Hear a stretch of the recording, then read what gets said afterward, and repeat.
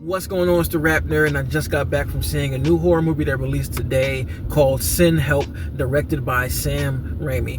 Now, the story follows a woman by the name of Linda Little, which is pretty funny, who's pretty much a doormat employee, but she's kept around because she does her job at analyst strategizing really well.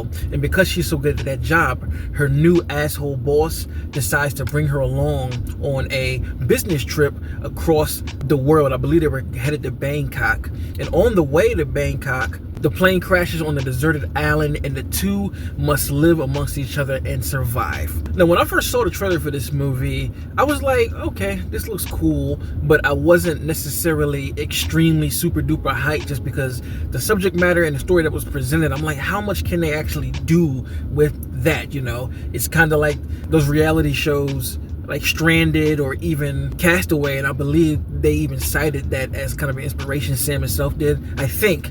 And I was like, okay, I'm gonna watch it because Sam Raimi is one of my directors, and when one of my favorite directors is coming with a new movie, I'm gonna watch it. So I saw it based on his name alone, knowing what kind of direction style he has, and I was like, okay, how is this gonna translate into this? And well, oh well, what a fucking ride of a movie this is. Whoa, so unexpected, which is crazy because I expected it to be expected and it just wasn't. One of the reasons I love Sam Raimi's direction style so much is that you can still see that kid in Sam Raimi who just wants to make movies and deliver a good time to the audience. You can see it in the Spider-Man movies, you can see it in the Evil Dead films, you can see it in Darkman, you can see it in Doctor Strange 2. He is all about giving us an experience through his detailed form of direction, and all of the favorite Sam Raimi isms that you like from those movies are in this film. One of the things that really made me want to rush out to see it even more is earlier this week I saw the early reviews come out, and the guy was like, if you loved Drag Me to Hell, you're gonna love this. And he was 100% right, because this feels up that alley in a different way, and I don't want to spoil why, but it has that same level of kookiness, it has that same level of over-the-top shit from that movie, but just on an R-rated level, because Drag Me to Hell was of course PG-13, but with it being R-rated, Sam takes it there with a lot of things. And I also love that this movie did the trope of dressing somebody extremely attractive in frumpy clothes to make her look like, oh, she's not that attractive. It's pretty much what they did with Rachel, and I just found myself laughing at using that for her character. But it does work because in the beginning, you're in the office with the characters, and that's pretty much part of what you see in the trailer, with her going back and forth with, I think his name is something O'Brien. I forgot. I think it's Daniel, but I don't want to mistake it. But he's playing the asshole boss, and you can see the dynamic between the two off rip. And just the fact that the power scale there is shown, and then in the trailer it shows that it flips again once they get to the Allen. But man, they still just are able to flesh the Allen part out so well in a way that I did not expect.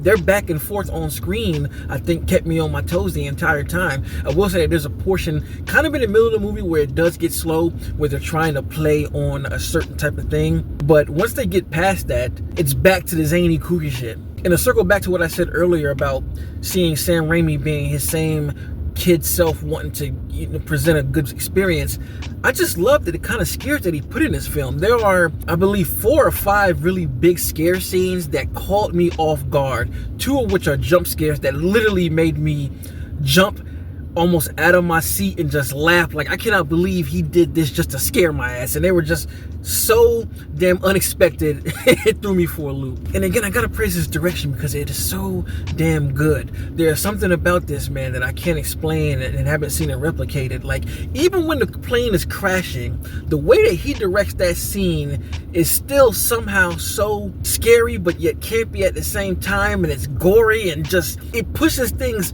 way further than I imagined it would, because they usually don't shoot plane crashes the way that this one was shot. And again, the blood and gore is in this film exactly the way you would imagine it to be. Like when the third act kicks in, it just completely takes it there with the violence on screen. And I just enjoy how much he leans into the campiness. It's done so unapologetically that you can't help but cringe, but also laugh at what's going on. Then it's beyond entertaining, which says a lot because you're with only 2 characters for the most part, and yet it still is interesting.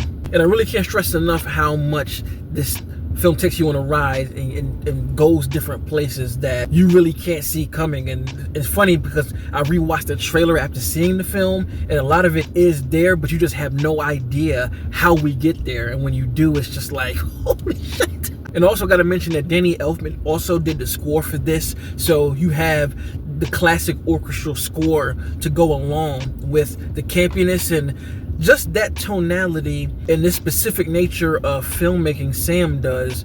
I've never seen it in a film like this, and that's what sets it apart from anything that you could even remotely compare it to. It's his own thing. So overall, I had a fun time with this wacky ass Castaway-esque horror comedy thriller.